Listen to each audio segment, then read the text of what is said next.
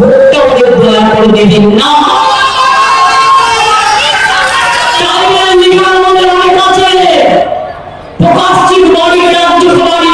আমি এখন নির্মাণ করছি, তা সত্ত্বেও লোকসভায় আলিপুরদুয়ার থেকে দাঁড়িয়েছে সম্মত বলতে হবে। আমাদের সোরেন সাহেব ক্যাবিনেটে ঝাড়া নেই, আমাদের অনেক আমাদের সাথে এখন ভর্তি ভর্তি সব সম্প্রদায়ের মানুষ আছে, সবাইকে নিয়ে আমরা চলি। তাই আপনাদের বলি, কি ভোটটা দেবেন তো তৃণমূল কি গাজরের মানুষ মনে থাকবে তো? গাজরের পাশেই চাচো মনে আছে?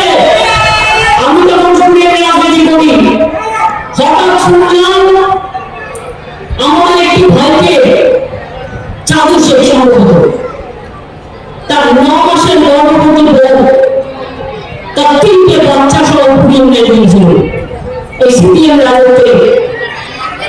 সেদিন চিকিৎসা করিয়েছিলাম, এই মামলায় কৃষ্ণকে বারবার পিটিয়েছে, বাবুকে বারবার পিটিয়েছে, অনেক মানুষের উপর অনেক অত্যাচার হয়েছে।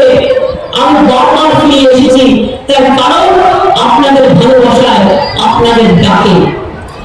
প্রথম গতবার আমরা বিধানসভা সিটে আপনাদের সমর্থন পেয়েছি। এই লোকসভা সিটে আমার 2টো ক্যান্ডিডেট আছে। আমার এই সিটে আছে প্রসূন ব্যানার্জি, ওকে দিয়ে দেখুন, ও আপনাদের জন্য পড়ে থাকবে। যেহেতু মালদা জেলাটাকে ভালোভাবে জানে, পড়ে থাকবে এবং আপনাদের কথা দল দল চিৎকার করে বলবে সবার কাছে। আর ওদিকে দক্ষিণে আমার সামাল হয়ে দাঁড়িয়েছে, সে অক্সফোর্ড বিশ্ববিদ্যালয় নামী স্টুডেন্ট, সব ছেলেমেয়ে চলে এসছে মালদার মাটিকে ভালোবেসে। মনে রাখবেন, আমাদের খুব নাম করা দল চিকের নাম আপনারা সবাই শুনেছেন। তার বাড়ি কোথায়? মুর্শিদাবাদে। অর্থাৎ মুর্শিদাবাদ মালদা বাংলার সব জায়গাতে মনে রাখবেন কিছু মানুষই ছড়াছড়ি এবং প্রতিভায় ছড়াছড়ি। সেই মানুষগুলোকে আমাদের নিয়ে এসে কাজে লাগাতে হবে। তাই আপনাদের বলছি, খেলা হবে তো? খেলা হবে, খেলা হবে, মা বোনেরা খেলা হবে, ভাই বোনেরা খেলা হবে, ছাত্র যৌবন খেলা হবে, কৃষক শ্রমিক খেলা হবে, আমের আমের খেলা হবে, আমকে বাড়াতে হবে, হিন্দি হাসি।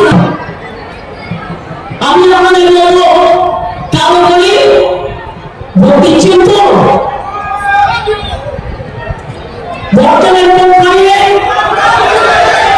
সকাল সকাল ভোট দিন, এক বিধানের কাছে তুলে দেওয়া, সকাল সকাল ভোট দিন, নিজের ভোট নিজে দিন, মা বোনেরা বেরিয়ে চল, ছাত্র যুবক বেরিয়ে চল, হিন্দু মুসলমান বেরিয়ে চল, শ্রমিক কৃষক বেরিয়ে চল, আদিবাসী তফসিলি বেরিয়ে চল। কি করেছে? ক্ষতি করা ছাড়া তারা ভালো করেছে? আমার সাথে আমি সম্মান জানাই আমার সমর মুখার্জি, অতি পুরাতন দীর্ঘদিনের তৃণমূল কংগ্রেসের সাথে আছেন এবং ঠিক এই সময়টাই ইলেকশন খেলা হয়। আর অন্যবার যদিও বা ইলেকশন 8ই মে ও 10ই মের মধ্যে হয়ে যায়, এবার তো জুন মাসে 1 জুন পর্যন্ত ইলেকশন চলবে, তারপরে 4 জুন কাউন্টিং চলবে। কাকে সুবিধা করে দেওয়ার জন্য? এত গরমে মানুষের কষ্ট হচ্ছে, বুঝতে পারে না বিজেপি? বিজেপি